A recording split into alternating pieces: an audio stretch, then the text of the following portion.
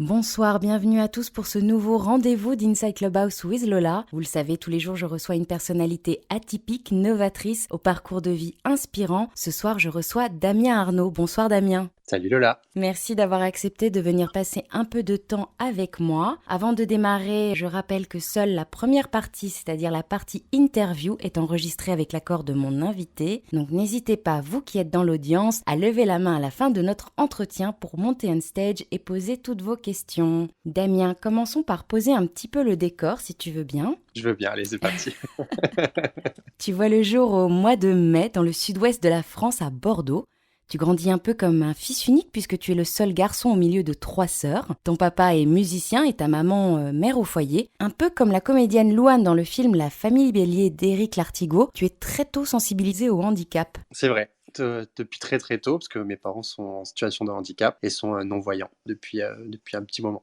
Et comment est-ce que l'on grandit lorsque l'on a ses deux parents atteints de cécité? Est-ce qu'on devient très tôt adulte? Oui, on devient totalement adulte très très vite.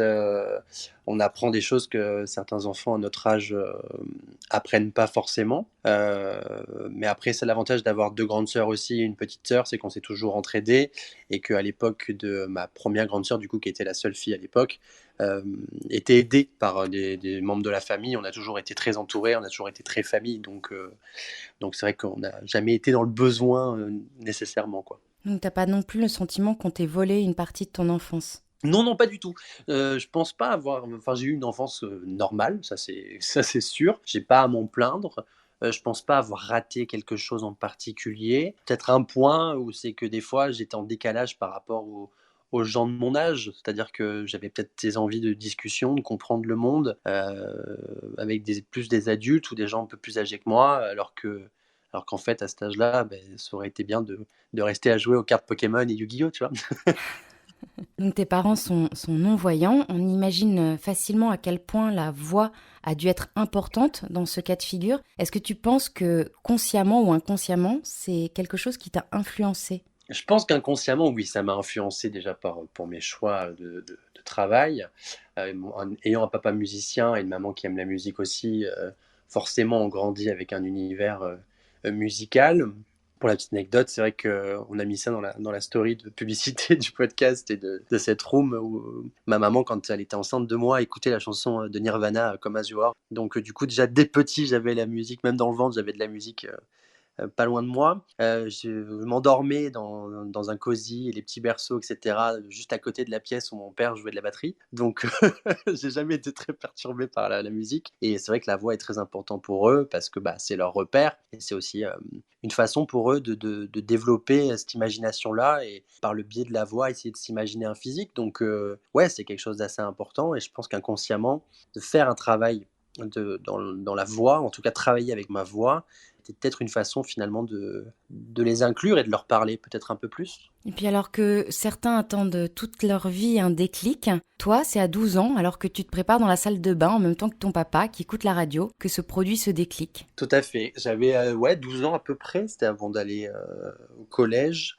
Mon papa écoutait toujours la radio, il écoutait Virgin Radio avec Bruno Guillon à l'époque. Et je sais pas, ça m'intriguait, ça me faisait rire. Il y avait des chroniques, il y avait de la musique, il y avait un peu d'informations, voilà, un format plutôt qui me correspondait. On partageait les musiques du coup parce que bah, on écoutait souvent la même chose et souvent le même style avec mon papa. Et c'est vrai que du coup, ça a piqué ma curiosité. Je me suis dit, bah tiens, c'est un super métier. Comment on fait en fait pour nous aussi pouvoir voilà, parler dans un micro et parler à plein de gens qu'on ne voit pas. Avant d'aller plus loin dans la chronologie de ton parcours, explique-nous, parce que je pense que ça peut intéresser quand même pas mal de monde, comment on se lance sur les ondes quand on a 12 ans? Alors, je suis quelqu'un qui me débrouille assez facilement tout seul. J'ai même tendance maintenant, plus avec l'âge, on va dire que c'est une sorte de petite névrose, un petit toc, à avoir tendance à vouloir voilà, me débrouiller tout seul parce que, bah, comme on dit, on n'est jamais mieux servi que par soi-même. Et j'ai été très curieux, en fait, j'ai regardé sur Internet des petites vidéos, etc. C'est un peu comme ça aussi que j'ai appris. Je suis quelqu'un d'aussi très curieux, comme je le disais, donc j'ai posé des questions à des gens qui étaient dans le métier en envoyant des petits messages sur les réseaux sociaux, vraiment avec beaucoup de culot. J'ai fait ça naturellement en fait. Pour moi, c'était bon, ben voilà, j'aime bien ce que tu fais, ou en tout cas j'aime ton métier, est-ce que tu peux m'en parler? Et du coup, ça a été très très simple. J'ai acheté un casque micro basique, lambda, comme on peut acheter dans tous les commerces qu'on a aujourd'hui. On m'a orienté vers des web radios, donc vraiment que ce format web, pas de studio, rien du tout. Et on m'a dit voilà, il y a un logiciel à télécharger, on te donne des codes d'accès, tu te connectes avec ce logiciel directement sur le serveur de cette web radio là, et tu peux prendre le direct quand tu veux, quand tu as envie. Et c'est comme ça que ça a commencé. Donc tu télécharges tes propres musiques, tu t'essayes de télécharger des jingles, demander à des gens de te faire des jingles, créer une sorte de petit concept en tout cas, et tu te lances, et tu fais une émission comme ça avec seulement un ordinateur portable et un casque micro et un logiciel. Donc tu démarres dans ta chambre. C'est ça, dans ma chambre. Au début, c'était au milieu du salon, donc c'était un peu plus compliqué quand il y avait les parents qui passaient ou les sœurs. Mais ouais, après, ça s'est développé. J'ai eu le droit à mon ordi portable et du coup, c'est comme ça que j'ai commencé à en faire après dans ma chambre. Et à 12 ans, quel genre de contenu t'avais envie de proposer? Disons que c'était un contenu qui était très limité hein, déjà. Bon, après, j'avais quand même des curiosités, mais je me sentais pas légitime, comme encore aujourd'hui sur plein de choses, à en discuter. C'était plus découverte musicale, voilà, faire partager une playlist ou des artistes du moment que j'aimais bien. Je suis quelqu'un de base qui ne parle pas pour rien dire, donc je faisais pas d'intervention si j'avais pas quelque chose, un fond ou quelque chose à dire. Mais c'était plus ça, et parler un peu de jeux vidéo, ça parlait un peu de films, un petit peu de séries, enfin très peu de séries parce que je regardais pas trop, mais surtout les films qui m'avaient marqué à l'époque, et du haut de mes 12 ans. Le premier film qui m'avait marqué, c'était Harry Potter, donc je parlais pas mal d'Harry Potter. J'essaie de parler de choses voilà, de mon âge. Tu fais une partie de ta scolarité à Bordeaux, au lycée Saint-Vincent-de-Paul, où tu te destines au métier de la mode. Tu découvres les coulisses de l'Opéra de Bordeaux et même des Miss France. Ouais, ça c'était assez incroyable. J'étais pas très bon à l'école, parce que je suis pas quelqu'un qui aime rester assis, qui apprend par cœur. Je suis un peu compliqué, je suis quelqu'un de très visuel, donc j'ai besoin qu'on me raconte des histoires, qu'on sorte du cadre. Donc un cours très magistral pouvait m'ennuyer mortellement, alors qu'à l'inverse, un cours d'histoire, si elle était bien amenée, bien racontée avec des anecdotes, je retenais beaucoup plus facilement les choses. Donc c'est vrai que pour moi, ça a été très dur. La mode, ça s'est un peu imposé à moi parce que je me suis dit, bah, pourquoi pas, ça me tente bien, j'aime bien les fringues et tout, pourquoi pas. Et je suis parti du coup à ce lycée-là à Bordeaux, sachant qu'il devait y avoir, je crois, que 3 lycées à Bordeaux à l'époque qui faisaient ce bac pro. Et j'avais été refusé dans les 2 premiers. Donc c'était très très dur. Et j'ai été accepté vraiment in extremis au dernier, avec une moyenne très très basse. J'ai fait mes 3 ans là-bas, j'ai découvert le Grand Théâtre de Bordeaux grâce à un stage, avec qui j'ai eu un super mentor qui était d'ailleurs un costumier sur deux productions qui étaient Les Noces de Figaro et Don Quichotte. Donc déjà de travailler étant, j'avais quoi, peut-être 16 ans pour le Grand Théâtre. Donc à 16 ans, travailler dans les ateliers de couture d'un théâtre aussi prestigieux que celui de Bordeaux, avec un grand costumier et sur 2 grosses représentations qui sont quand même assez massives. En plus, 2 en même temps, c'est quand même relativement rare qu'il y ait 2 représentations de 2 pièces différentes. Parce qu'il y en avait un qui était je crois qu'il y en avait, ouais, il y en a un, c'était un ballet, l'autre c'était une pièce. Et j'ai visité les décors, j'ai su monter carrément au-dessus de la scène, j'ai été au sous-sol, j'ai pu voir des costumes d'il y a plus de 100 ans qui étaient stockés ici. Ce mec-là m'a vraiment épaulé, m'a appris les choses, m'a ouvert aussi sur l'art, parce que c'est quelqu'un de très artistique. Il a d'ailleurs failli travailler sur les costumes de Game of Thrones. C'est lui qui a fait pas mal de costumes pour la série Versailles notamment. Donc tout de suite, il y avait quand même encore un lien avec le cinéma, avec le théâtre, avec l'art, avec tout ça, finalement, qui me représente bien. Et après Miss France, c'était un autre stage, et c'était vraiment par hasard aussi. J'ai travaillé dans une boutique de prêt-à-porter féminin. Et cette dame-là, qui était la mère d'une fille de ma classe, m'a dit, ben voilà, si tu cherches un stage, j'ai une connaissance qui habite pas très loin de Bordeaux, qui tient un petit atelier où elle fait elle-même ses créations, etc. Et c'est après, en la rencontrant, qu'elle m'a dit, bah, j'ai travaillé pendant 10 années sur les tenues de Miss France, donc j'ai eu le droit au gros catalogue avec tout le choix des tissus qu'elle avait fait, les dessins qu'elle avait fait, etc. Et c'était un stage encore très très chouette où on m'a pas imposé de faire quelque chose. Elle m'a regardé dans le blanc des yeux, elle m'a dit, qu'est-ce que tu aimerais réaliser, qu'est-ce que tu aimerais coudre en fait, qu'est-ce qui te ferait plaisir. Évidemment, pareil, toujours dans ma folie Harry Potter, j'ai dit, bah, j'aimerais réaliser une cape. Et c'était assez mignon parce que, bah, elle s'est débrouillée. Elle m'a offert les tissus, donc elle m'avait acheté des super velours qu'elle avait trouvés, qu'elle avait ça en stock, des super satins aussi magnifiques et elle m'a fait réaliser de A à Z le prototype. Donc c'est là, je me suis dit: «On sort du cadre de l'apprentissage scolaire, de l'industrialisation qu'il peut y avoir dans ces bacs pro de métiers de la mode où on arrive avec, des envies, des rêves, où on se dit: "C'est moi qui vais dessiner, je vais devenir un designer ou un grand styliste"» et en fait pas du tout. On te met derrière une machine, des fois 8 heures par semaine, à comprendre des segments, à faire des trucs, des dessins sur ordinateur, des trucs hyper techniques. Et en fait, on nous dit, mais la créativité, elle est où?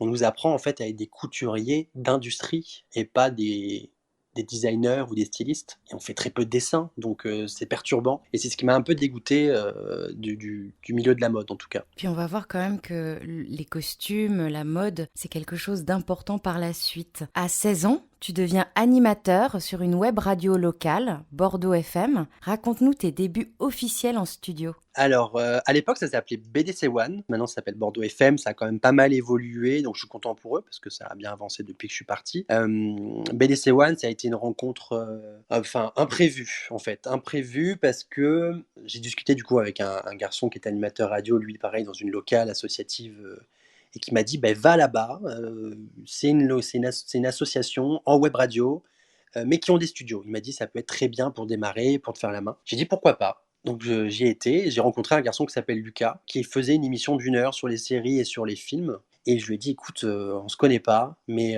tu l'air bon délire. J'ai écouté un peu ce que tu fais, ça a l'air enfin, c'est sympa. J'aimerais faire une libre antenne tous les vendredis soirs pendant 2 3 heures. Qu'est-ce que tu en penses? Est-ce que tu aimerais en faire partie?» Il m'a dit: «Bah grave, avec plaisir». On est devenus amis comme ça. Il m'a présenté une copine à lui qui était à la fac avec lui, parce que moi, quand je suis arrivé à cette radio-là, j'avais 16 ans.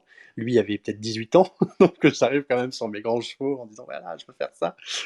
Donc c'est assez drôle. Et il me dit: «OK». Donc il présente cette nana-là. On fait on fait une saison, je crois, et demie, tous les trois, où ça se passe super bien, les audiences montent, etc. Nous, on était très contents de notre travail. C'était un peu notre exutoire aussi quand eux sortaient de la fac et moi du lycée. Et on a recruté par hasard sur Twitter un troisième. Du coup, il y avait 3 chroniqueurs. Et on a fait ça en tout pendant 3 saisons. C'est comme ça en fait qu'on a commencé à faire des interviews par hasard. On a eu tous les candidats de The Voice pendant la saison 3, je crois. Alors qu'on était une web radio, on n'avait rien, on n'était pas journaliste, on n'était pas des animateurs confirmés, on ne faisait pas des audiences de dingue, mais on s'est toujours débrouillé pour avoir des dédicaces, pour avoir des invités, pour avoir des petites chroniques, des concepts un peu rigolos, des parodies. Et puis on était vraiment dans l'insouciance de dire on est libre en fait. Donc on avait cette liberté-là de dire on fait ce qu'on veut. Et si ça marche, tant mieux. Et si ça marche pas, on s'en fout, quoi. On a bien rigolé. Puis après le bac, tu abandonnes la mode, donc pour te consacrer à la radio, tu pars et là, tout ne se passe pas comme prévu.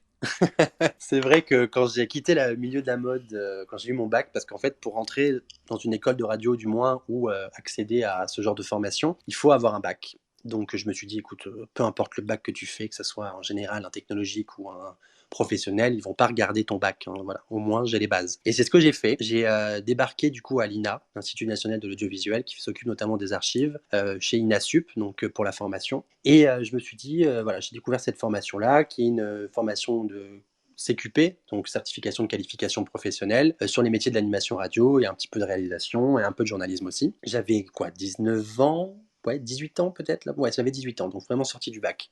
Je trouve une alternance, du coup, chez Vivre FM à Paris, qui est une super radio, qui est associative, mais qui est très professionnelle, qui est sur le handicap notamment. Donc je me suis dit, on tape dans le mille, radio, handicap, je pense que je m'y connais, je peux peut-être faire quelque chose là-bas. Donc je m'entends très très bien avec le responsable des programmes, qui me dit, écoute, pourquoi pas, pour t'embaucher avec plaisir. Je dis, bon, très bien. Donc c'était pour une alternance à l'époque.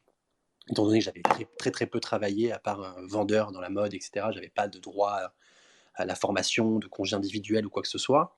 Il me dit: «OK, donc très bien. En novembre, la formation se commence, donc je fais le premier mois à Paris, donc je déménage tout, 18 ans, grande aventure, trop heureux, gros sourire sur les lèvres. Je débarque à Paris, comme une fleur avec 3 centimes en poche, 3 valises et des des sacs. Et je fais un mois et là, la formation me dit: Damien, on a un souci, ton maître de stage, en tout cas ton employeur, nous a pas renvoyé les papiers». Je dis: «Ah bon?» Je dis: «C'est bizarre, enfin, tout était OK, tout était validé». Et donc du coup, je lui dis: «C'est bizarre», donc je l'appelle et il me dit: «Mais en fait, on s'est pas compris, moi je pensais que c'était un stage, donc non rémunéré, on n'a pas les moyens de te payer une alternance». Je dis: «Ah oui, là ça va être problématique». Donc du coup là, mon monde début décembre s'est un peu écroulé. Obligé j'ai eu un mois pour essayer de retrouver un stage. T'imagines bien qu'en décembre, c'est pas du tout le moment pour chercher un stage, et encore moins en radio. J'ai rien trouvé. Donc j'ai dû arrêter ma formation. Donc c'est comme si mon rêve s'écroulait, hein, comme si tout ce que j'avais prévu se terminait. J'ai tout remballé, mes valises, tout, et je suis rentré à Bordeaux, donc vraiment dépité. Mais par contre, on m'avait dit, voilà, parce que j'avais passé un test avant d'être pris déjà à la formation, et on m'avait dit, tu n'as pas besoin de repasser le test. Si tu retrouves une alternance ou quelque chose pour l'année d'après, on te reprend la session prochaine. Donc déjà, ça, c'était rassurant. Mais c'était très frustrant de se dire que les personnes que j'avais rencontrées, les personnes avec qui j'avais commencé à tisser des liens, qui étaient aussi tout horizon et tout âge, parfois en reconversion, qui n'avaient jamais fait de radio, certains qui voulaient comme moi se professionnaliser, devoir les quitter en fait. C'est comme je dis, j'ai une petite famille que je venais de me créer, j'étais arraché à eux, et qu'on avait donné une sucette à un bébé et qu'on lui a enlevé avant de l'avoir fini, tu vois, c'était vraiment très très frustrant. Et je suis rentré à Bordeaux un peu déprimé, et j'ai pas fait grand chose de ma vie avant de reprendre l'INA, et j'ai tapé à la porte de France Bleu du haut de mes 19 ans à Bordeaux, France Bleu Gironde, et c'est là où j'ai commencé à avoir en fait son contrat-là, et dès novembre d'après, du coup, à commencer la formation à l'INA. Tu rentres donc en 2015 dans le groupe France Radio pour France Bleu, qui est un réseau de radio locales. C'est un peu le Saint Graal pour quelqu'un qui veut faire de la radio, non ? En fait, oui, totalement, c'est le Saint Graal parce que c'est le service public, c'est des gros moyens, c'est énormément de possibilités en fait. Pas de se dire à 19 ans, débarquer sur une antenne déjà locale et aussi écouter qu'une France Bleue, c'est quand même très très rare. Je me suis dit, il n'y a pas meilleure maison, je pense, que le service public pour apprendre en fait le métier. Et c'est ce qui s'est passé, hein. J'ai appris énormément de choses, et même avec l'INA qui est en plus service public, qui était en plus en partenariat avec Radio France. Donc évidemment, ça a été une logique pour moi de me dire, c'est une formation certifiée par l'équipe professionnelle de la radio, qui en plus de ça est soutenue par Radio France. Je me fais former chez Radio France, donc normalement les deux sont très complémentaires, et normalement ça va rouler pour moi, tu vois. Je n'avais pas à m'inquiéter plus que ça. En 2018, tu quittes France Bleu ? Ouais. Pardon, à la suite du diplôme, en fait, j'ai fait novembre à juin. C'est un diplôme en accéléré. Normalement, en radio, par exemple, chez Studio École de France, c'est sur 2 ans, c'est l'équivalent d'un BTS.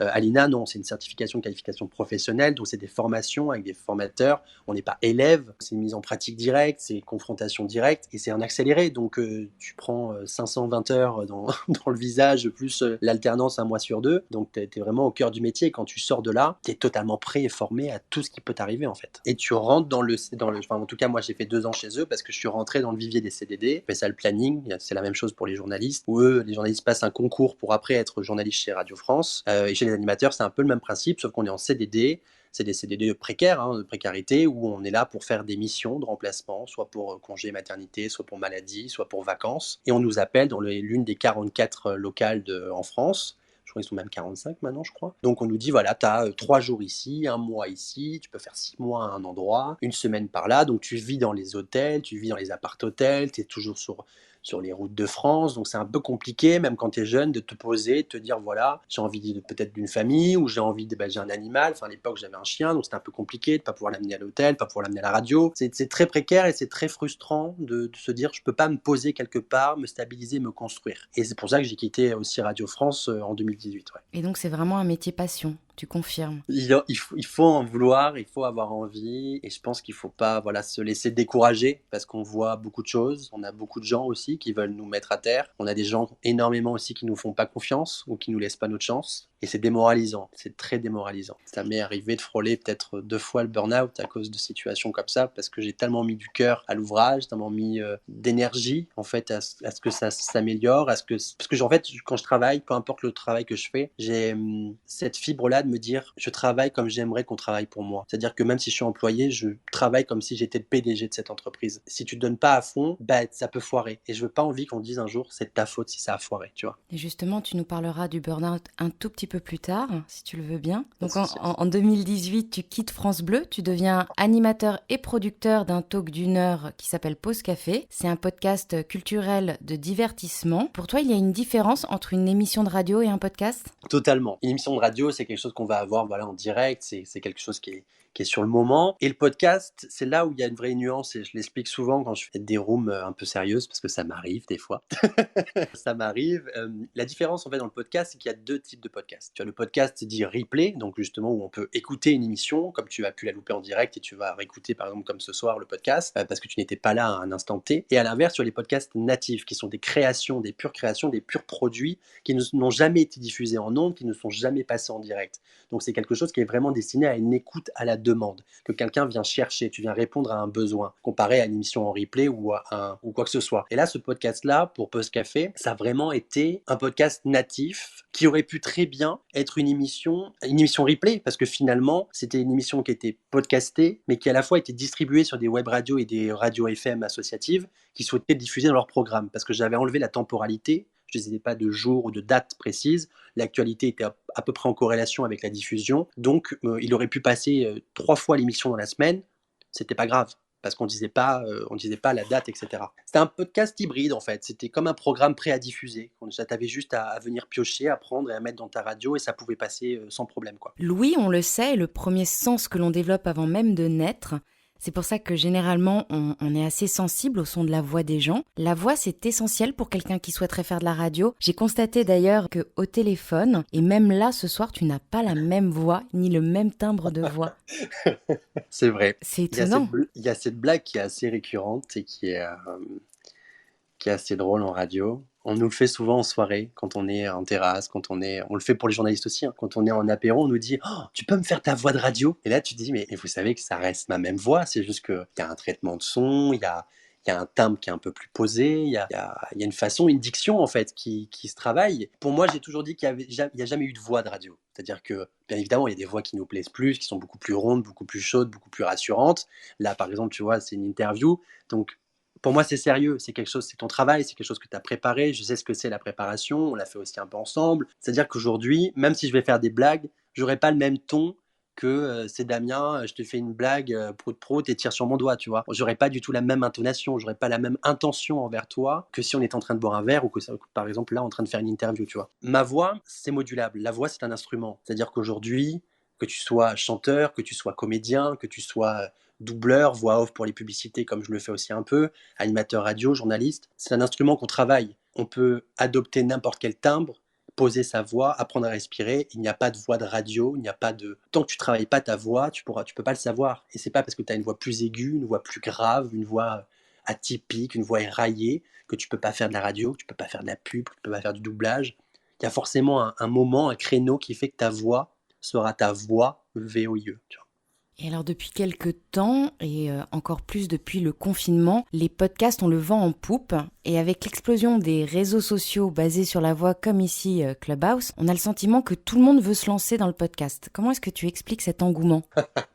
Le podcast était déjà en pleine explosion il y a quelques temps, où toutes les radios avaient commencé à s'y mettre. Mais là, on était vraiment dans le replay en fait, d'émissions. Donc on dit toujours il y a le podcast de telle émission, nanana et tout. En fait non, c'était juste un replay. Et les radios ont commencé à investir un peu plus.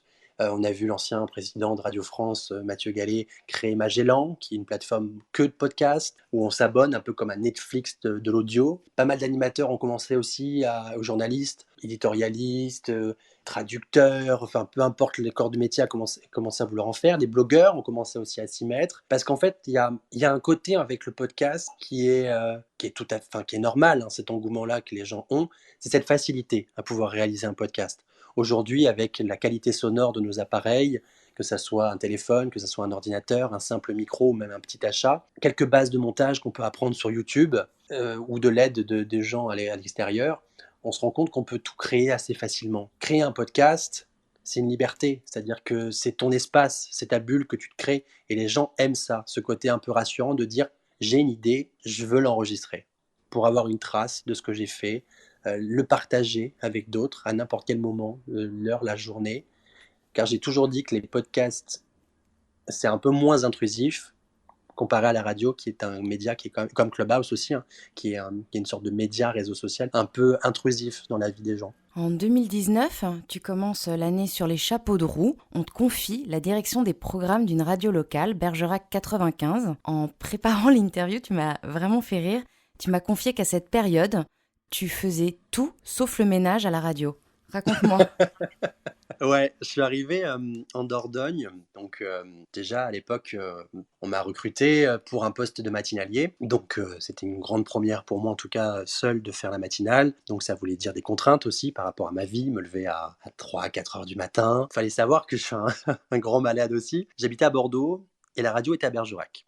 Donc, je faisais 119 kilomètres, donc 1 heure et demie d'autoroute, pour aller travailler tous les jours, du lundi au vendredi. Et je faisais la même chose pour rentrer à 14 heures quand je partais de la radio. Quand on m'a proposé le poste, on m'a dit voilà, il y a la matinale, il y a un peu de programmation publicitaire à faire et un peu de programmation musicale, etc. Je me suis dit bon, mais pourquoi pas, c'est une nouvelle expérience, etc. Je me dis c'est un défi. Et finalement, je me suis retrouvé sur mon contrat à être marqué animateur radio échelon 1 et sur ma carte de visite à être marqué responsable des programmes. Il y avait personne techniquement qui pouvait gérer. Alors j'ai pas une grosse connaissance informatique, j'ai pas une grosse connaissance technique non plus du son, mais j'ai appris aussi, voilà, à me dire bon ben tant pis, quand il faut y aller, il faut y aller. Programmation publicitaire, je crois que c'est la première fois que j'utilisais ce logiciel-là. Ben, j'ai appris, je me suis débrouillé, on m'a montré un peu, et puis après j'ai tout appris. Il y a Internet, il y a des services hotline qu'on paye, donc du coup c'est toujours bien de travailler avec ça. Et je me suis retrouvé à 22 ans à gérer une radio de A à Z parce que finalement, il n'y avait pas de directeur. Il y avait un directeur d'association, oui. Il n'y avait pas de directeur d'antenne. Il n'y avait pas de directeur programmation musicale. Il n'y avait pas tout ce qui est technique. Donc en fait, j'ai tout fait. Je pense que le seul truc que j'ai pas fait dans cette radio-là, ça a été écrire des articles journalistiques et passer le balai. Tout simplement. Je me suis retrouvé à gérer une radio en fait quasiment de A à Z à 22 ans. Une radio locale et en plus qui faisait partie du groupe des Indés Radio, qui est quand même un gros groupe de radio et de regroupement, qui a une puissance en tout cas marketing incroyable, qui génère des millions chaque année. Et c'est impensable. En fait aujourd'hui, je pense qu'à part une radio locale de type associative, il y a très peu de personnes, en tout cas à cet âge-là, qui auraient pu avoir cette chance de gérer la musique, de gérer les pubs d'une station qui est quand même écoutée par beaucoup de monde dans une région, enfin un département comme la Dordogne, tu vois. Tu me parlais tout à l'heure de burn-out.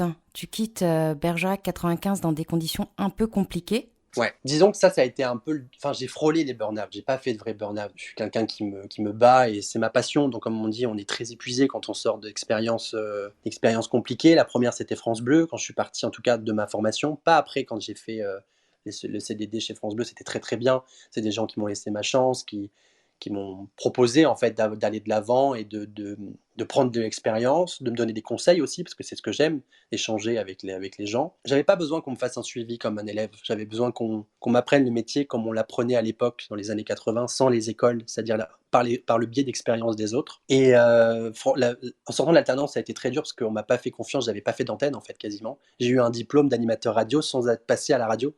C'est quand même assez incroyable. Et ça a été très très dur parce qu'on me faisait faire en fait que le sale boulot, mais je l'ai fait jusqu'au bout. J'en ai toujours des fois, j'en ai fait plus. Je me suis pas laissé abattre, j'ai fini. Bergerac, ça a été un peu le même coup. Je me suis donné à fond à gérer une radio sans connaître vraiment la gestion. J'ai changé techniquement les choses, j'ai changé le studio, j'ai changé le matériel. Ils ont un studio maintenant qui est semi-professionnel, avec des traitements de son incroyables, des meubles sur mesure, une connectique incroyable. J'avais refait toute la grille des programmes qui d'ailleurs à l'époque avait été copiée sur deux trois des émissions que j'avais mis en place par France Bleu Périgord, qui m'avait valu d'ailleurs même l'intervention sur le salon de la radio. Mais c'était le Radio Tour à Bordeaux pour parler de la proximité. On m'avait demandé d'intervenir. Donc pareil, première expérience d'intervenant, en plus en tant que responsable des programmes, sur la proximité. Enfin, j'ai vécu des choses incroyables et à la fin de toutes ces énergies-là, du jour au lendemain, on te dit, soit tu pars, soit on te fait partir. Et on ne comprend pas. On a besoin d'avoir des réponses, de dire, mais pourquoi en fait, après tous ces efforts-là, tout ce que j'ai fait, on me demande d'arrêter en fait ce que je fais. Un truc qui n'est pas fini. Parce que tout ça, pourquoi? Parce qu'il y a un manque de rendu, il y a sur le long, enfin, c'est quelque chose qui me prend du temps quand on recrée quelque chose, on retravaille quelque chose qui existe depuis les années 80, enfin, c'est très compliqué. Et l'aspect financier vient perturber tout ça en disant tu nous as fait dépenser de l'argent pour rien, on n'a pas de retour, on ne voit pas sur le long terme qu'est-ce que ça va nous apporter, etc. Donc ouais, c'est encore frustrant parce qu'encore une fois, on t'enlève en fait ce qu'on te donne. On te dit oui, tu as carte blanche pour faire ce que tu veux, pour que ça se redresse et que ça soit amélioré. Et finalement, on te claque la porte au nez, limite sans un merci, avec beaucoup d'ingratitude. Et tu te retrouves là, encore une fois, sans boulot, alors que c'est un truc que t'aimes, tu vis que pour ça. Tu faisais des kilomètres chaque jour, tu as des kilomètres de cernes, de fatigue depuis 1 an parce que tu n'as pas arrêté, que tu n'as pas pris une vacance, tu n'as pas pris de vacances du tout. Et la seule fois où tu l'as fait, il y a eu des soucis techniques. Et comme tu n'étais pas là pour les régler, alors qu'il fallait juste rallumer un bouton d'ordinateur et m'appeler pour que je prenne la main à distance, on l'a pas fait. Donc se faire, entre guillemets, virer ou jeter pour ça, bah ouais, tu te remets en question aussi. Tu te dis, est-ce que j'ai envie de continuer dans cette voie-là? Est-ce que je fais une pause? Est-ce que la radio, c'est vraiment fait pour moi? Donc tu te remets en question et c'est très dur. Surtout quand t'es jeune, comme ça que c'est tes premières expériences. Tu sors d'une formation à 18-19 ans. 19 ans, tu te prends déjà une claque dans la gueule. 22 ans, t'en reprends une encore plus énorme. T'as des gros moments de vide entre tes contrats. Donc ouais, tu te dis, est-ce que c'est viable sur le long terme? Est-ce que j'ai envie de continuer? Puis heureusement, tu es débrouillard, il n'y a rien qui te fait peur, tu acceptes de travailler dans la restauration. En 2020, la pandémie de Covid-19 s'abat sur la planète, tout s'arrête et à Effet l'été Covid. 2020, tu remets le pied à l'étrier puisqu'on te contacte pour faire des remplacements. Est-ce que la radio, c'est comme le piano, quand on ne pratique pas tous les jours, c'est compliqué de s'y remettre? C'est pas compliqué. Enfin, ouais, je pense que c'est comme le vélo. Parce que la restauration, c'était super et j'ai toujours adoré, parce que je suis quelqu'un qui n'aime pas, ne pas travailler. C'est-à-dire qu'à partir du moment où j'ai arrêté, on m'a dit de partir à Bergerac. J'ai terminé le vendredi, c'était un 7 février. Le lundi 10, j'étais en restauration, j'étais serveur. Donc, je ne peux pas m'arrêter, c'est comme ça. Je suis obligé de travailler, j'ai besoin de m'occuper l'esprit, j'ai besoin de rencontrer du monde, de sociabiliser. Et je travaille en tant que serveur. Le Covid est arrivé, donc j'ai dû arrêter. En plus, un travail à mi-temps, donc payer que 500 euros. J'avais un loyer de 530 euros à Bordeaux Centre, donc c'était très compliqué. Et quand on m'a dit, c'est l'été, d'ailleurs, c'est la personne qui m'a mis sur le tuyau, qui travaille dans cette radio-là, et qui, à l'époque, c'est lui qui m'a dit d'aller voir la radio associative où j'ai commencé. Donc ce mec-là, c'est un ami depuis 8 ans. C'est un ami de radio, c'est un frère de micro, c'est limite un frère pour moi parce que c'est un peu mon ange gardien, c'est-à-dire que c'est toujours lui qui... C'est un gars qui est hyper souriant, qui est hyper positif, qui aime tellement la radio comme moi en fait, qui a tellement une passion de ce métier-là que pour lui c'est inconcevable de ne pas en faire, parce qu'il a connu ça. Il y a aussi des moments où les radios ont dit, ben voilà, crise budgétaire, ça ferme, donc on arrête tout. Donc il a connu ces périodes à vide et il voyait bien comment j'étais et il voulait me sortir de là. Et quand on lui a dit bah voilà, on doit remplacer le matinalier et puis toi, lui partait en vacances en août, bah, la première personne à qui il a pensé, c'était moi. Je lui ai dit, bah, bien sûr, mec, avec grand plaisir. Sauf que je travaillais encore au restaurant à ce moment-là. Donc le mois de juillet a été très sport parce que je faisais mon service le midi au restaurant. Je faisais 40 minutes de route pour aller à la radio et je finissais à 20 h. Donc je faisais des journées très très longues. Et ensuite, ça m'arrivait même derrière de travailler à un autre bar le soir même. Donc je faisais 3 boulots le même soir. C'était un été très chargé 2020. Je faisais 3 boulots le même soir. Et en août, je faisais les matinales, du coup, dans cette radio-là. Donc je faisais 40 minutes de route, ma matinale. Je partais un petit peu avant la fin de la matinée pour être à mon service au restaurant le midi. Je finissais mon service, je rentrais chez moi, je faisais une micro-sieste parce qu'on finissait à 14-15 h. Et à 17 h, j'étais au bar pour travailler jusqu'à 2 h. Et je partais des La fois un peu folie. avant. J'arrêtais pas. Et c'est cet été-là qui m'a remis aussi le pied à l'étrier, qui m'a permis d'avoir des maquettes sonores qu'on envoie aux radios pour postuler avec des CV et des lettres de motivation. Et sans lui, je pense que je serais même pas à mon poste auquel je suis aujourd'hui, tu vois. Et oui, et justement, alors chose incroyable, je ne pensais pas que ça existait vraiment. Tu es la preuve vivante qu'on peut décrocher un job via LinkedIn. Puisque, puisque c'est via le réseau que tu as décroché ton job actuel d'animateur sur Demoiselle FM. Alors, c'est incroyable. Même moi, je ne pensais pas que LinkedIn un jour me permettrait d'avoir un travail. Je suis tombé par hasard sur cette annonce sur LinkedIn en tapant recherche. Franchement, le tout pour le tout. J'étais tellement désespéré que j'ai regardé dans tous les pays du monde s'il n'y avait pas un boulot en radio. Et là, je tape dans LinkedIn la barre de recherche radio. Je tape localisation France. Rien à foutre de l'endroit. Et je tombe sur cette offre-là qui me reconduit sur une offre Pôle emploi. J'ai dit, bah, alors, attendez, c'est double jackpot, c'est-à-dire c'est la première fois de ma vie que je vois une annonce de radio sur Pôle emploi. Et je tombe sur cette annonce-là et je me dis, écoute, c'est en Charente-Maritime, c'est à 1 h 30 de là. Est-ce que tu vas quitter la grande ville, toi qui n'aimes que les grandes villes et qui, plus la ville est grande, moins t'es stressé? Je tente le coup, c'est pas grave, j'envoie un CV. J'envoie le CV, je dis, bon, je vais travailler le lendemain, je reçois un appel. Oui, monsieur Arnaud, votre CV nous intéresse. Est-ce que vous pouvez nous envoyer une maquette sonore? J'ai dit oui, oui, pas de souci, je vous envoie ça dans la journée ou dans la soirée. Alors il faut savoir déjà pour la petite anecdote, j'étais tellement désespéré de ne pas trouver boulot en radio, j'ai postulé à une offre sans même connaître le salaire et sans même connaître l'émission, c'est-à-dire quelle émission j'allais faire. Ce qui est quand même incroyable. Je me dis mais dans quoi tu t'embarques? Là je me retrouve face à mon ordinateur avec 175 morceaux extraits musicaux de mes émissions de l'été que je devais trier, condenser, monter pour faire 5 minutes d'enregistrement sonore pour prouver à cette radio-là que j'étais capable d'avoir des mécaniques d'antenne, que j'étais un bon animateur et que j'étais une bonne voix potentielle pour leur radio. Me voilà parti de 17h à 2h du matin à dérocher mes extraits sonores et à faire une maquette sonore que j'envoie à 2h40 du matin. Donc déjà, quand le patron a dû lire l'envoi du mail à 2h40 du matin, il a dit oh là. Il a ouvert à 8h du matin. Je sais pas pourquoi, j'ai eu un déclic d'ouvrir mes mails. Donc j'ai vu qu'il avait téléchargé l'extrait sonore. Et là, je me suis mis à paniquer. Je me dis, j'ai pas dormi de la nuit quasiment parce que j'étais en stress et tout. Il a ouvert le mail, il m'a pas rappelé. Ça se trouve, ce que j'ai fait, c'est de la merde. Les gens ne se rendent pas compte qu'on fait des métiers de chien. Totalement, totalement. Et c'était un stress incroyable. Et à 11h, il m'appelle. Là, je vois l'appel, je décroche. Oui, bah alors on a écouté la maquette, ça nous va. Est-ce que tu peux commencer le 2 novembre? Ah bah oui, oui, d'accord, pas de souci. Bon, ben très bien, rendez-vous le lundi 2 novembre, à plus tard. Ok. Là, dans ma tête, je me dis, mais attends, on est le 15 octobre, j'ai rendez-vous le 2 novembre, j'ai 15 jours pour quitter mon appart à Bordeaux, trouver un remplaçant à mon appart, déménager, retrouver un appart à Rochefort, m'installer. Donc, dans ma tête, c'était mission impossible. Il fallait que je quitte mon boulot au resto. Bon, ça s'est fait facilement. L'appart, à partir du moment où j'ai mis sur Twitter, je quitte mon appart, qui le veut? 5 minutes après, j'avais trouvé quelqu'un pour le reprendre. Sauf qu'à l'inverse, j'avais pas d'appart à Rochefort. J'ai envoyé des mails, ça marchait pas, etc. J'ai trouvé mon appart actuel là où je suis, une semaine pile avant d'embaucher. J'ai fait le déplacement, j'ai dit à ma mère, écoute, il faut qu'on aille sur place, sinon j'aurai jamais un appart. On a fait la route. J'ai envoyé un mail et le gars m'a dit, je fais des visites aujourd'hui, passez. Je visite le premier, qui était un peu plus loin, pas tout à fait à Rochefort. La dame me dit, écoutez, vous avez fait de la route, c'est pour vous dépanner, quoi que ce soit. Vous avez l'air fort sympathique et tout, donc vous savez quoi, je vous le mets de côté. Visitez le deuxième si jamais il ne vous convient pas ou que vous n'êtes pas pris. Moi, je vous garde celui-là de sûr pour que vous puissiez travailler. Donc déjà, ça, j'ai trouvé ça énorme. Et je me suis dit, c'est pas à Bordeaux ou à Paris, quelqu'un m'aurait gardé un appart, en fait. Et j'ai visité le deuxième, donc qui est vraiment pas loin de la radio, du coup, qui est tout neuf, qui est tout refait. Et j'ai dit au gars, je dis, écoutez, j'ai une semaine pétante avant d'embaucher. Il faut que je pose mes cartons dans 4 jours, que je déménage fin de semaine, que je rentre mon appart à Bordeaux vendredi. On est lundi, donc il faut que ça aille très vite. Il me dit, bah, écoutez, si vous donnez un chèque de caution maintenant, vous avez les clés. Je crois que j'ai jamais vu ma mère sortir son chéquier aussi vite de son sac à main de ma vie. Ça a été un moment qui restera quand même très très drôle. Et j'ai eu les clés tout de suite. Donc, je déménage tout dans la foulée le mercredi ou le jeudi, non le jeudi parce que je faisais mon dernier service au restaurant le mercredi.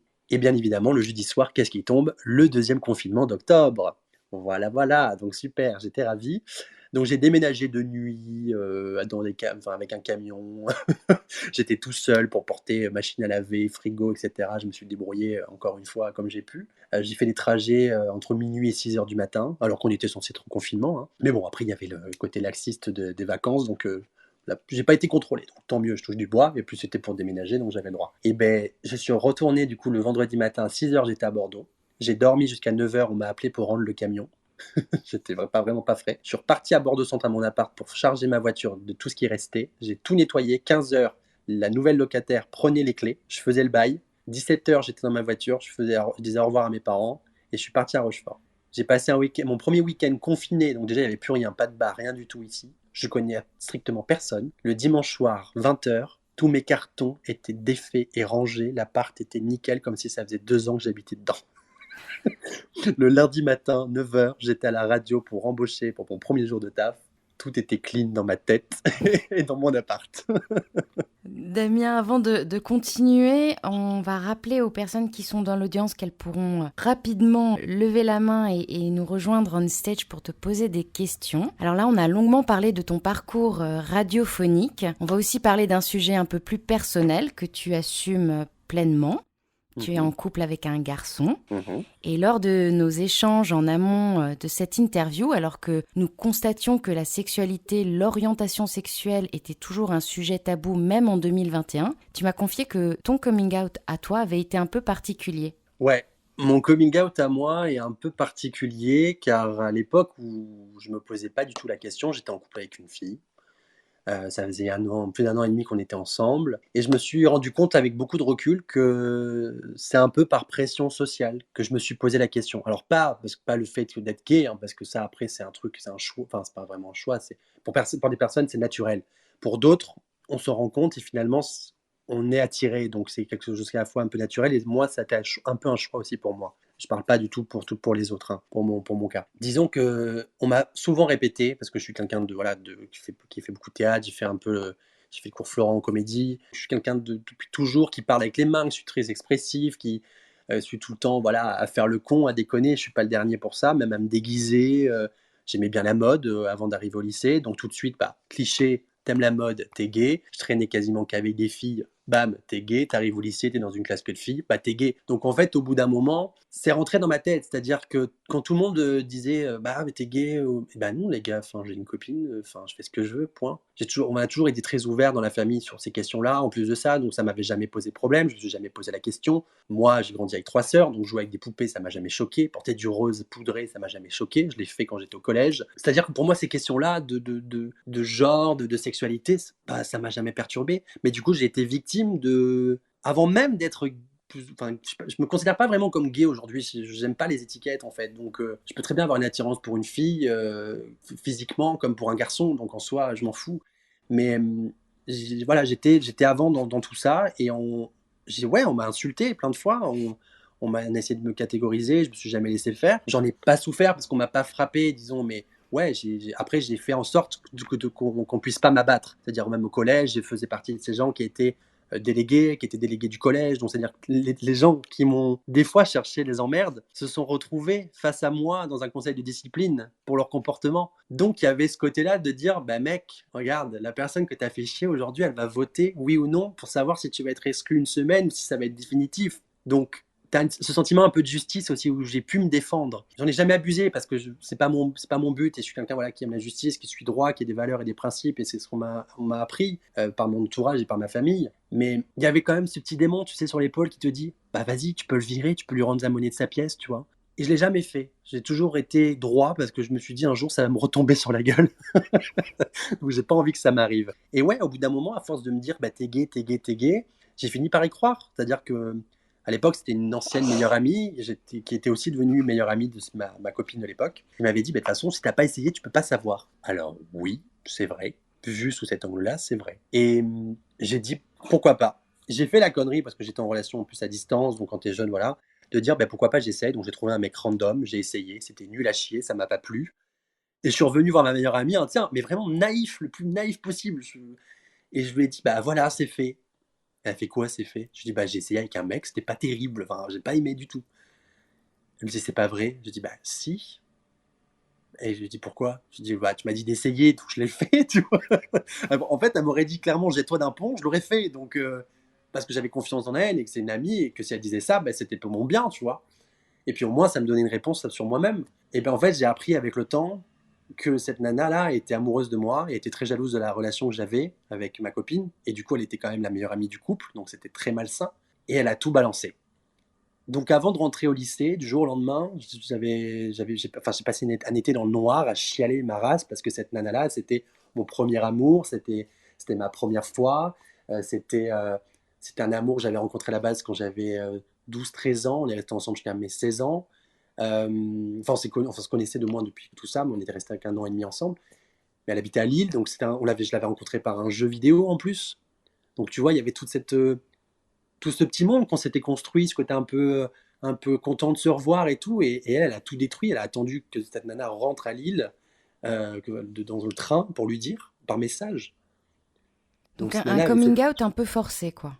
donc un peu forcé parce que finalement après je me dis bah ouais bah, je vais essayer et c'est là où je me suis dit ouais mais je pense que quelque part il y a eu cette déception là tu vois cette déception de me dire si on m'a si on m'avait pas dit ça si on m'avait pas forcé entre guillemets à le faire est-ce qu'aujourd'hui je l'aurais vraiment été est-ce qu'aujourd'hui je serais pas encore avec elle est-ce que j'aurais accepté en fait tu vois qu'on me fasse ça Alors, pas forcément hétéro, pas forcément gay, ni bi. On voit de plus en plus apparaître une tendance qui tend à mettre en avant les pronoms personnels auxquels on souhaite être identifié. Cette tendance a été amplifiée notamment par la comédienne Ellen Page, depuis devenue Elliot Page, connue notamment pour son rôle dans le film Juno. Comment est-ce que tu expliques ces revendications ? Aujourd'hui, je pense qu'on est dans une société où on a besoin de sortir en fait de ces cadres, de ces étiquettes, de ce que la société a voulu créer pour chacun d'entre nous. Les gens ont besoin d'être libérés, de se dire cette liberté-là, c'est la mienne, c'est ma liberté de choix, c'est ma liberté de penser, c'est ma liberté d'aimer, c'est ma liberté d'être libre de mon corps, d'être connu, pas connu,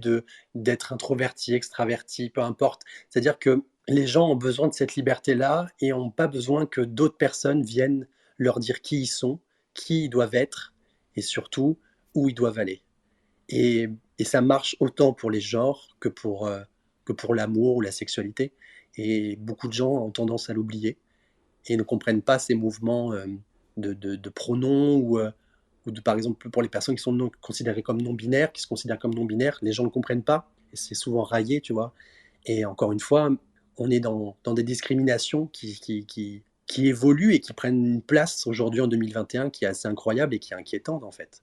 Explique juste pour les personnes qui ne sauraient pas ce qu'est binaire. Alors les personnes non binaires, c'est des personnes qui ne se considèrent pas hommes ou femmes, du moins sur le plan physique. C'est des gens qui sont fluides, voilà, qui sont entre les deux, c'est-à-dire qu'ils n'ont pas besoin d'être catégorisés. Ils vont autant avoir des éléments vestimentaires féminins comme masculins. On retrouve aujourd'hui des artistes, on retrouve des drag queens aussi, qui sont en tant qu'humains, en fait. C'est juste, ce sont des êtres humains, c'est tout. Ils ne veulent pas être genrés par rapport à leur sexualité, à leur sexe ou à leur façon de s'habiller en fait. On parlait d'Elliot Page, mais il y a aussi eu l'ancien champion olympique Bruce Jenner, devenu depuis Caitlyn. On se souvient d'ailleurs tous de cette une de Vogue qui a fait beaucoup de vagues. De plus en plus de personnalités publiques mettent en avant leur changement d'identité, leur orientation sexuelle. Il existe aussi de plus en plus d'événements comme la Marche des Fiertés. Est-ce que c'est important tout ça pour faire évoluer les mentalités ou à l'inverse, est-ce que cette surcommunication ne produit pas une contre-productivité ? Alors aujourd'hui, il y a, comme pour tout, hein, il y a le pinkwashing, donc c'est des entreprises qui utilisent la communication et le marketing pour mettre en avant la défense d'une cause, qui à la fois est bien et pas bien, parce que ça va saouler énormément de gens. Et il y a cette chose-là qui m'avait beaucoup marqué, une personne beaucoup plus âgée que moi et LGBT aussi m'avait dit, c'est bizarre, on a l'impression qu'il y a de plus en plus de gays, enfin en tout cas de personnes LGBT.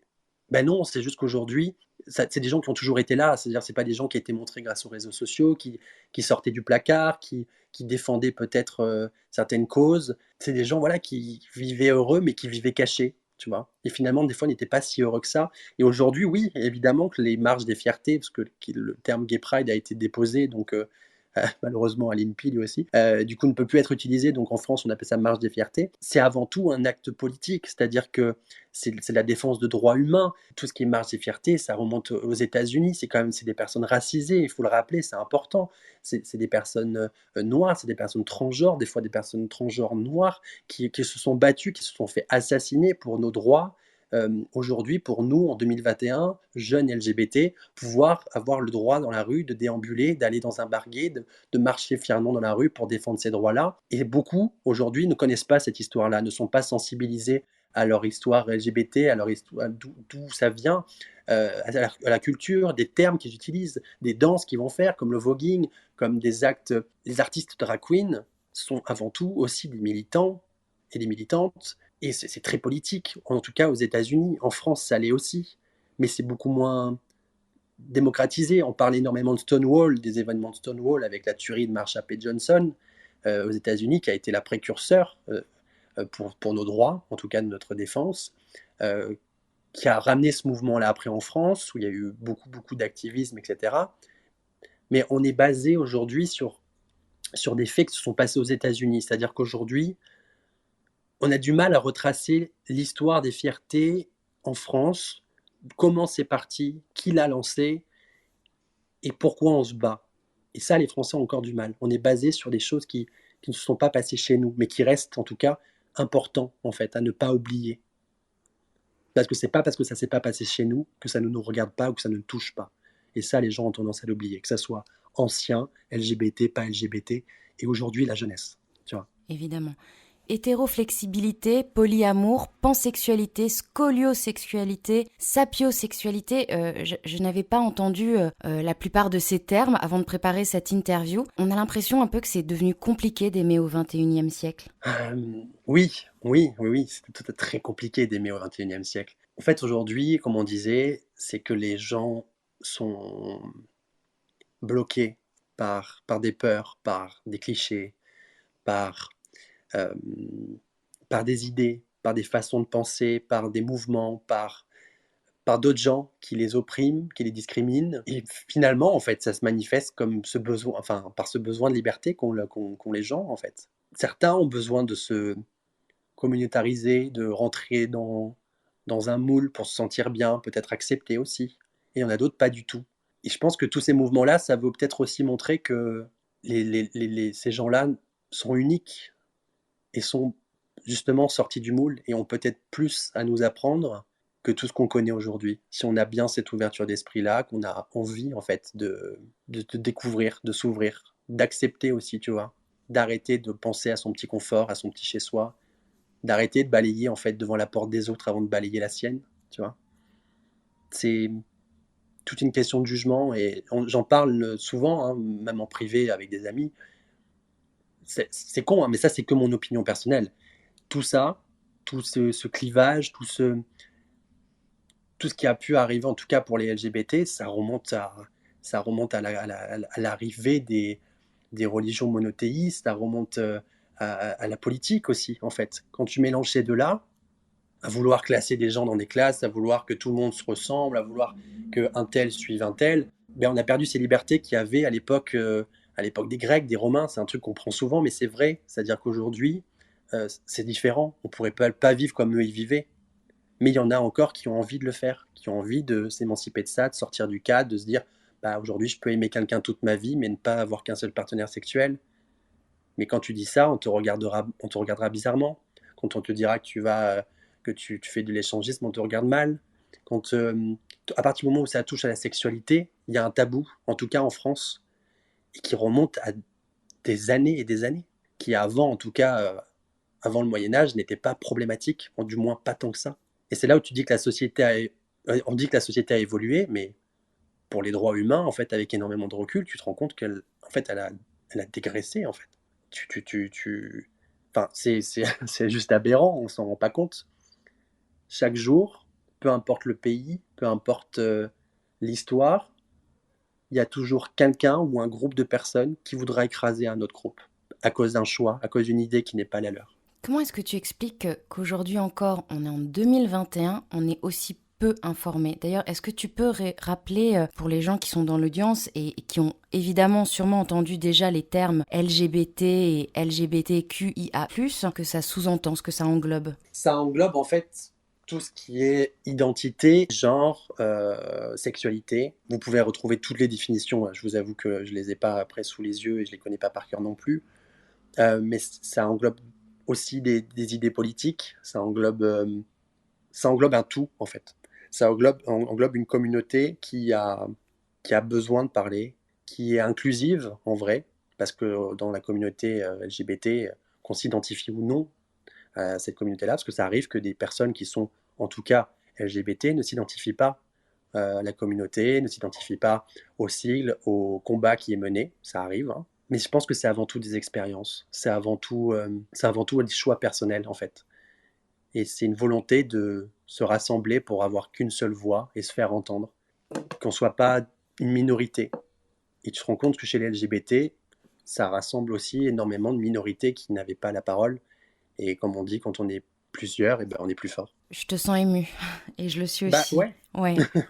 ouais, c'est touchant parce que en 2021, quand tu entends qu'il y a encore des thérapies de conversion, que tu te rends compte que même au-delà de la sexualité, des gens sont encore enfin, discriminés pour leur couleur de peau, pour leur religion, pour leur choix, pour leur mode de vie, qui se font des fois tuer pour des choses qui les dépassent ou auxquelles ils ne sont même pas au courant, c'est c'est révoltant, c'est juste incroyable en fait. C'est-à-dire que moi, dans ma tête, si je encore, ben, j'ai grandi, donc j'ai appris des choses, mais si là aujourd'hui, tu me mettais ça en face il y a quasi presque 10 ans, avec cette naïveté-là et ce côté très utopiste et humain que j'ai, je te dirais que c'est pas possible. Je voudrais pas le croire. Je veux te dire, c'est quoi ça? Je veux pas vivre dans un monde qui se comporte comme ça, tu vois.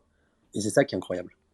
Damien, on glisse doucement vers la fin de notre entretien. Dans quelques instants, vous allez pouvoir monter on stage pour poser à Damien toutes vos questions. Alors, je tiens à préciser que le pan de ta vie dont on va parler à présent ne doit en aucun cas être assimilé à une orientation sexuelle, enfin il me semble. En 2016, à l'occasion d'Halloween, alors que tu travailles dans le milieu de la nuit gay, tu découvres l'univers des drag queens. Raconte-nous. Ça a été l'une de mes révélations. J'ai adoré vraiment parce que je travaillais dans un bar gay, une boîte de nuit gay, et le patron qui tient cet établissement à Bordeaux est drag queen. C'est un grand artiste avec énormément d'idées, complètement barré, et qui m'a fait confiance aussi, et qui m'a un peu poussé à me lancer, qui m'a dit voilà, fais-le. Et en fait, tu te rends compte que en étant drag queen, déjà c'est un personnage, mais c'est aussi une extension de toi. C'est-à-dire que c'est tout ce que tu ne peux pas être en temps normal, c'est pouvoir dire parfois tout ce que tu ne peux pas dire en temps normal, jouer le rôle que tu veux, tu es en représentation constant et finalement tu exprimes tout ce que tu n'as pas pu exprimer au fond de toi. C'est libérateur. À l'époque, je faisais 20 kilos de plus et ça m'a aidé énormément à assumer mon corps. Bon, là maintenant je les ai perdus parce que c'était un choix et je me sentais pas bien dans mon corps. Mais ça m'a aidé à comprendre, à accepter, à me dire, bah, tiens, finalement, tout ce que le côté un peu théâtral, tout le côté peut-être exubérant ou un peu foufou que je peux pas mettre en tant que Damien, je vais le mettre en tant que Regina, en tant que mon personnage drag queen, c'est-à-dire que c'est ma bulle à moi, c'est mon échappatoire, c'est à la fois mon combat aussi, parce que comme je disais, être drag queen, c'est aussi avoir des prises de position, c'est aussi politique, c'est pour dénoncer des choses. Tout ça avec beaucoup de second degré, beaucoup d'ironie, puis aussi à la fois beaucoup de légèreté. Tiens, Donc libérer le tu poids, les chaînes t'autorises des choses en tant que Regina que tu ne t'autorises pas en tant que Damien? Évidemment, évidemment que oui.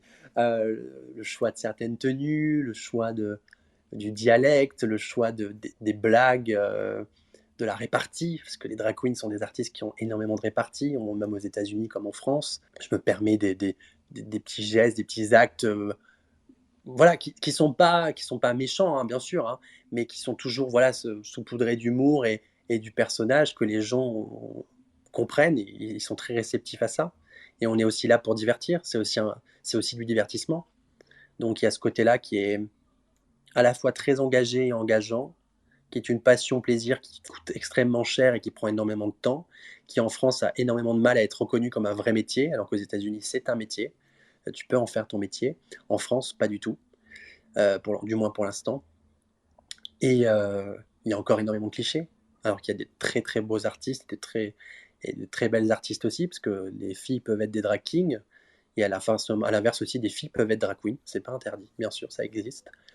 On peut être qui on veut en fait. C'est ça qui est intéressant en fait. Alors RuPaul est le plus connu, mais qui sont les artistes qui t'ont influencé? Les artistes drag, Oui. il y a Alaska, Thunderfuck, qui est pareil, une candidate de l'émission que j'ai découvert, qui est incroyable. Pareil, très décalé, un peu glauqui, mec, très, très très drôle, vraiment dans l'absurde. On a Bianca Del Rio, qui d'ailleurs a sorti 2 films sur Netflix, qui fait du stand-up et beaucoup de spectacles comme ça. Puis après, il y en a tellement qui sont incroyables, mais je pense que c'est vraiment les deux qui m'ont marqué, qui m'ont aidé à construire mon personnage. Et en plus, ce qui est intéressant avec le personnage de drag queen, c'est que tu peux tout faire. Tu peux autant faire de la chanson, tu peux faire du playback, tu peux être danseur, tu peux être comédien, tu peux aller faire du stand-up, tu peux faire des pièces de théâtre, si c'est sur toi.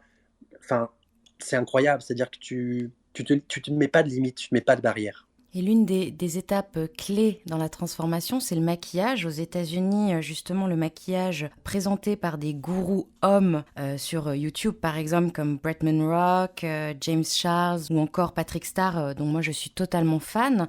C'est quelque chose qui a du mal à arriver en France. Alors ça commence un peu plus à arriver parce que grâce à l'émission de RuPaul, ça a vraiment démocratisé la culture drague, etc. Mais après, c'est un peu comme tout, c'est-à-dire que ça a mis en lumière un type de drague.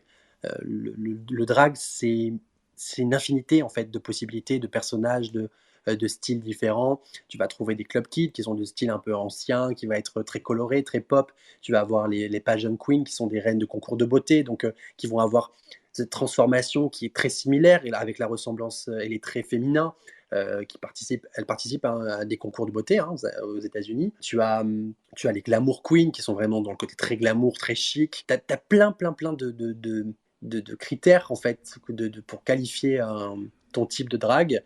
Et en France, on a la chance d'avoir des scènes, surtout parisiennes, beaucoup, parce qu'en province c'est plus compliqué. Et on est encore cette fois-ci sur le fait que c'est pas assez démocratisé, que les gens ont peur de se lancer, qu'il y a très peu d'endroits, des bars ou de boîtes gays. On prend l'exemple typique de Bordeaux, il y a peut-être 3 bars gays à tout péter et une seule boîte.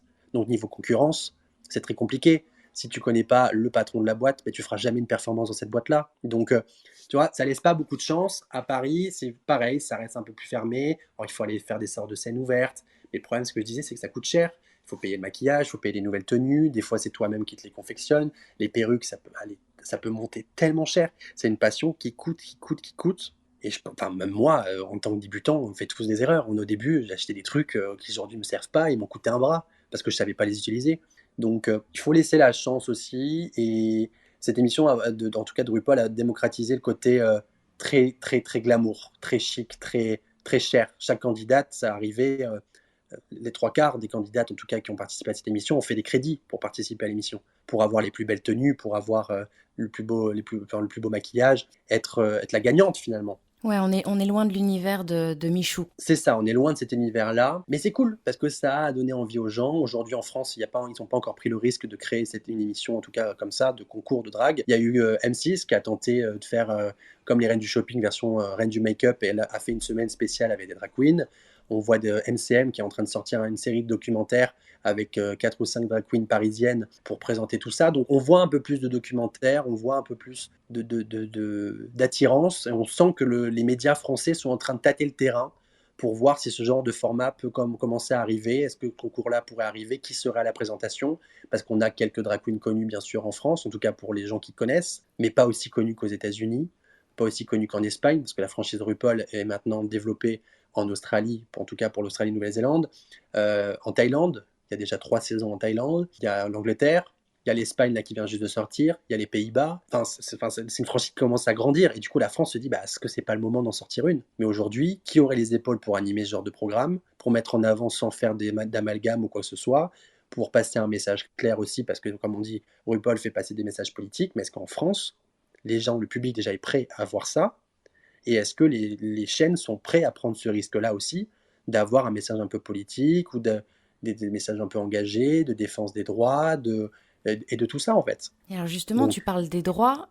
Tu as fondé sur Clubhouse le groupe All In. L'idée est née ici même. Et l'idée n'a pas forcément vocation à rester que sur Clubhouse. La baseline de ce projet, c'est se renseigner, comprendre, apprendre et partager. Juste le temps de laisser aux personnes qui sont dans l'audience de lever la main pour qu'on puisse les faire monter on stage. Est-ce que tu peux nous expliquer le projet? oui, oui. Alors Rollin, c'est parti du coup de Clubhouse. C'est une remarque que je me suis fait qu'il n'y avait pas de club français, en tout cas dédié aux LGBT et en tout cas tout ce qui est aux questions qui touchent à la sexualité, au genre et même juste à l'amour tout simplement ou juste au dialogue, parce que c'est pas réservé qu'aux LGBT. Hein. Bien sûr, on peut être hétéro et totalement venir pour essayer de comprendre. Le but, c'est de faire aussi un peu changer les mentalités, avoir des discussions avancer et parler en fait de nos droits, parler politiquement aussi de ce qui va nous arriver, parce qu'on ne sait pas à quelle sauce on va être encore mangé aux présidentielles prochaines. Est-ce que nos droits vont être encore écrasés? est-ce qu'on va encore nous dire que nous sommes des suppôts de Satan, qu'on n'a pas le droit d'avoir des enfants? Enfin, tu vois? Il y a encore beaucoup de choses à changer et c'est pour ça que je trouvais que c'est important d'utiliser, en fait, ce réseau social-là pour prendre une place importante, s'implanter, se montrer, avoir une visibilité, montrer que, c'est inclusif, qu'il y en a pour tout le monde et que tout le monde peut s'y retrouver, que pour une fois, ouais, il existe une place un peu peut-être utopiste où on peut se retrouver, se sentir à l'aise et se sentir soi, sans qu'on nous colle une étiquette sur la tronche, quoi. C'est important, Damien, ce que tu fais, et merci de le faire. Damien, tout à l'heure, on parlait de l'importance d'éduquer, de renseigner, de comprendre, d'apprendre, de partager. La transmission est donc essentielle pour toi. Est-ce que, par exemple, tu envisagerais d'avoir un enfant? Ouais, ça c'est un sujet qui est revenu souvent, que ça soit dans mes relations ou même dans ma petite tête. J'adorerais bien sûr avoir des enfants, j'aimerais avoir 2 enfants, si possible le choix du roi, un garçon ou une fille. Je ne sais pas encore comment, ni ni avec qui, mais ça viendra et je sais que ouais, j'aurai ma petite famille, moi aussi, j'aurai le droit à ma maison, à mes nombreux chiens, à mes 2 enfants, à un mariage, et ouais, voilà, avoir, ce petit cocon, un peu, peut-être un peu hétéronormé que tout le monde, que tout le monde, voit, tout le monde peut enfin pas tout le monde, mais une bonne partie veut, en tout cas du moins, et ce côté un peu idéaliste de la famille quoi, comme on nous l'a appris du moins. Ouais, le monde évolue doucement, mais parfois un peu trop doucement. Oui, mais bon, nous, comme j'ai dit, on est là.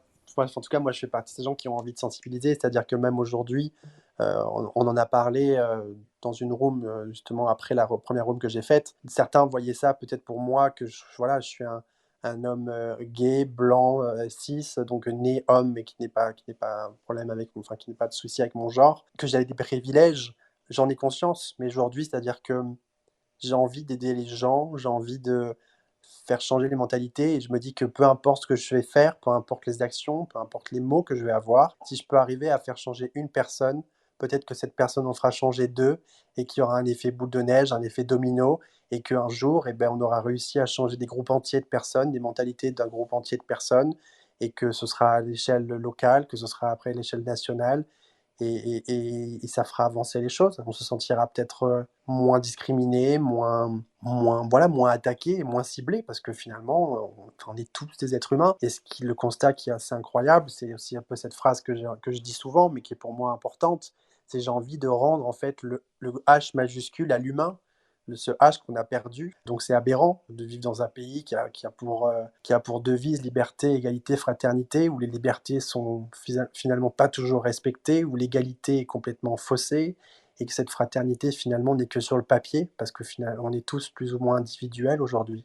par peur, par confort, par habitude. Donc ouais, c'est important de le changer pour un pays en tout cas comme le nôtre, et j'espère dans d'autres pays en tout cas. Damien, merci infiniment de m'avoir fait confiance ce soir. Merci à tous d'avoir été présents. Retrouvez toute l'actualité des rooms de Damien sur son profil. N'hésitez pas à suivre les personnes on stage et autour de vous. Je ne le répéterai jamais assez, la richesse, l'essence même de Clubhouse, c'est l'échange et la collaboration. Vous pourrez retrouver le replay de l'interview d'aujourd'hui grâce au lien qui se trouve dans ma bio ou dans le descriptif du club. D'ailleurs, n'hésitez pas à vous abonner, c'est juste à côté de la petite maison verte au-dessus de notre tête que ça se passe. Quant à nous, on se retrouve lundi à 21h. Je recevrai Fabrice Develay, un ex-huissier qui aujourd'hui réinvente le recouvrement. Merci beaucoup, bonne soirée à tous. Merci beaucoup Lola. C'était trop bien.